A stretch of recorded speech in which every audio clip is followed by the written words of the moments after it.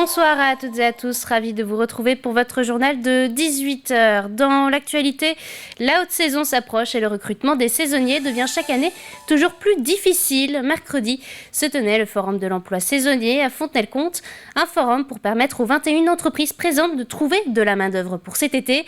Agriculture, restauration, tourisme ou bien animation. Au total, 2500 postes à pourvoir pendant l'événement. Des postes qui ont du mal à trouver leurs candidats. Pierre Dalicieux. La saison estivale n'a pas encore démarré, mais d'ores et déjà elle s'annonce difficile pour les professionnels qui souhaitent recruter des saisonniers. On a d'habitude déjà reçu quelques CV par mail et cette année on n'a rien.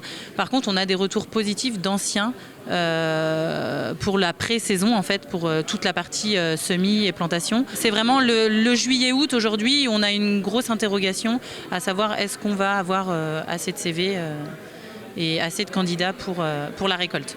Et visiblement, sur ce salon de l'emploi saisonnier, tous les secteurs d'activité sont concernés. Une problématique qui, d'année en année, s'aggrave. Je pense qu'il y a une vraie problématique de logement, surtout sur les offres saisonnières. Quand on n'habite pas sur place, c'est un vrai problème de pouvoir se loger, puisqu'il y a quand même une partie du salaire qui est dédiée au logement. Il peut y avoir un problème de mobilité.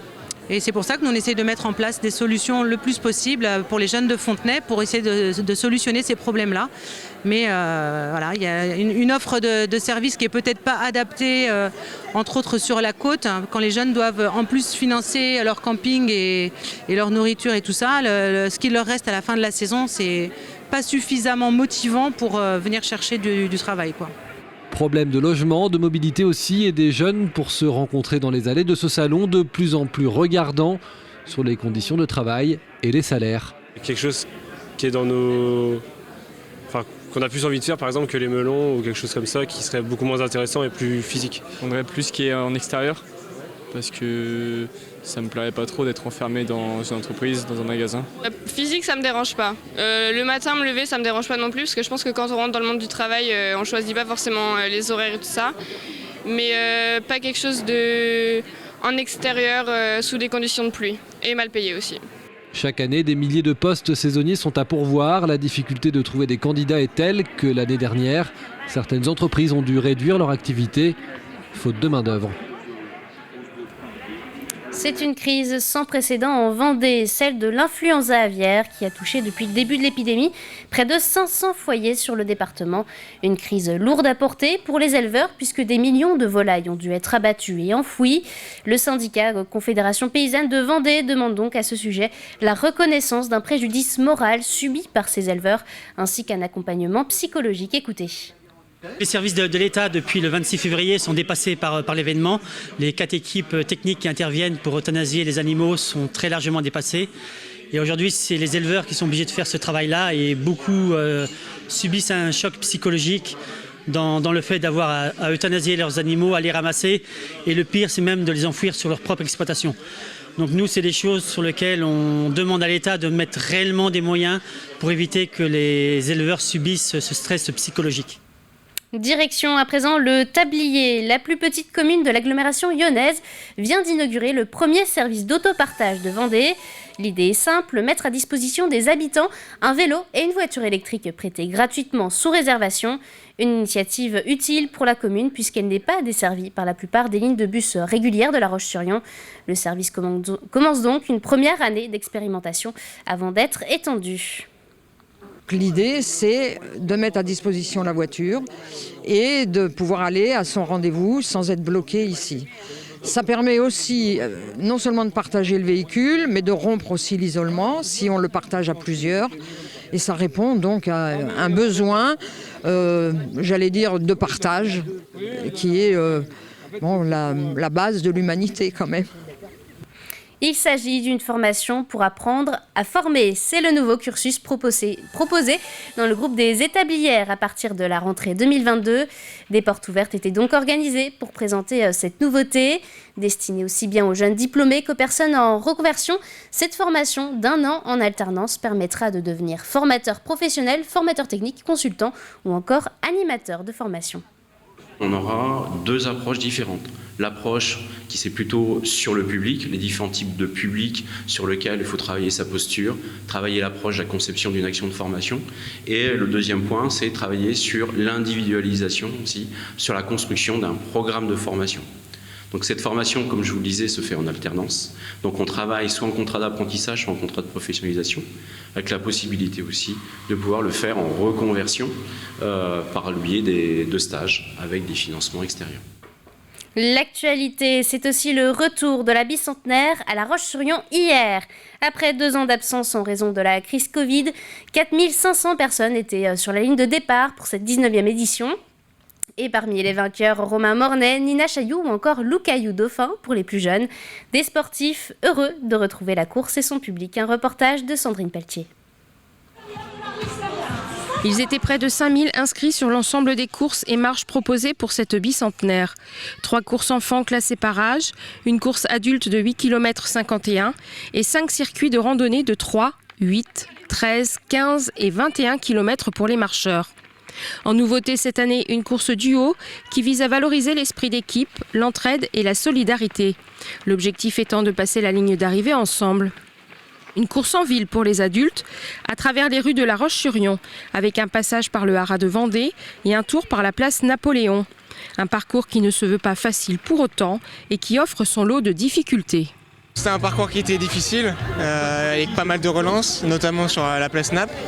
Et ensuite avec la côte de Rivoli, surtout en fin de course, ça se sent dans les jambes. Mais voilà, il fallait pas partir trop vite non plus, même si j'étais rapidement devant. Mais voilà, il fallait rester vigilant parce que la fin de course a été parfois compliquée et moi là ça a été. Du monde à courir, mais beaucoup de monde également tout au long du parcours pour encourager les sportifs. L'arrivée, avoir toute cette acclamation, il y a vraiment beaucoup de monde à la bicentenaire, beaucoup de spectateurs, donc c'est très agréable. Tout au long du parcours, il y a toujours du monde pour nous encourager et ça fait vraiment plaisir. C'est après 2 ans d'absence que la bicentenaire fait son retour pour le plus grand plaisir des sportifs et spectateurs, heureux de se retrouver dans une ambiance festive. Cette bonne humeur que la ville de La Roche-sur-Yon souhaite conserver pour la 20e édition qui aura lieu en 2023. Sur cette 20e édition, on souhaite apporter des nouveautés, surtout pour que les sportifs retrouvent une dynamique, parce que c'est vrai qu'après 2 années d'absence, eh bien une marque, elle grimpe et après elle stagne et voire elle redescend. Et la bicentenaire, c'est le cas. Donc les sportifs nous attendent aussi sur des nouveautés. Des nouveautés qui restent pour le moment des surprises. Pour les découvrir, rendez-vous sur la ligne de départ fin mars 2023. Partons à présent à la découverte d'une artiste tombée dans l'oubli. Juliette Roche est une peintre et écrivaine avant-gardiste du XXe siècle. Peu connue du grand public, elle est exposée aujourd'hui au Musée d'art moderne et contemporain des Sables d'Olonne. Cette première rétrospective lui rend sa place dans l'histoire de l'art moderne. Une découverte signée Grégoire de Châtillon. Voici un autoportrait de Juliette Roche. Née en 1884, décédée en 1980, l'artiste est restée injustement méconnue. Elle est aujourd'hui redécouverte avec cette rétrospective. À la fois, c'est une artiste et une œuvre qui nous permet de traverser les grands mouvements de l'histoire de l'art. À la fois, elle le fait sur un ton qui n'appartient qu'à elle. On peut le voir notamment dans ses fameuses silhouettes, dans les thèmes qu'elle choisit. Et c'est ce mélange qui est assez savoureux, je pense, dans les tableaux qu'on peut voir dans cette exposition. Juliette Roche et son mari, le cubiste Albert Glaise, étaient amis de Gaston Chessac, bien connu en Vendée. La peintre, il faut le dire, avait l'art et la manière de croquer ces scènes de vie au début du XXe siècle. Elle évoque des scènes de sport, on voit des piscines, on voit des parties de patinoire, enfin des matchs de boxe où on voit en effet un noir qui affronte un blanc sur un ring. Dans les années 10, dans l'histoire de l'art, c'est pas quelque chose qu'on voit très fréquemment. Et là, elle apporte vraiment quelque chose de très nouveau. La Première Guerre mondiale éclate, changement de lieu et de style pour une aventure new-yorkaise. C'est une nouvelle période qui commence pour Juliette Roche, très marquée par l'esprit Dada. Donc c'est vrai que là, on peut voir derrière moi une évocation de peinture d'ailleurs, qui évoque aussi cette période new-yorkaise, mais aussi d'ailleurs son travail d'écrivain.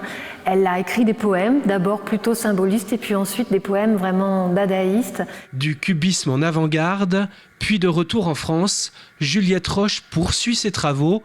Ici, en 1936, une terrasse parisienne.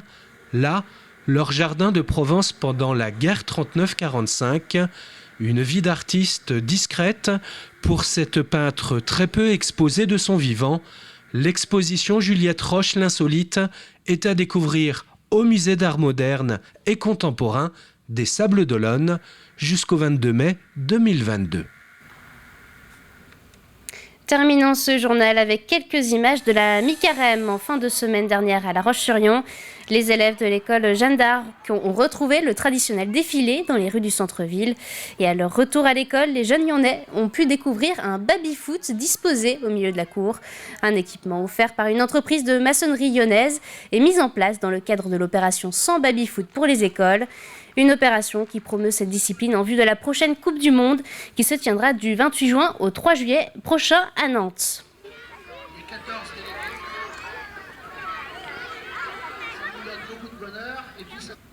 Un point météo, demain le temps sera mitigé avec des alternances entre nuages et éclaircies tout au long de la journée. Du côté des températures, comptez pour les maximales 16 degrés à Montaigu, La Roche-sur-Yon, la Châtaigneraie et Fontenay-le-Comte, 12 degrés sur les îles et enfin 13 aux Sables d'Olonne et à la Tranche-sur-Mer. C'est la fin de cette édition, merci de l'avoir suivi. Prochain rendez-vous avec l'actualité demain dès 7h avec Alexandre Debray. Bonne soirée à tous sur TV Vendée.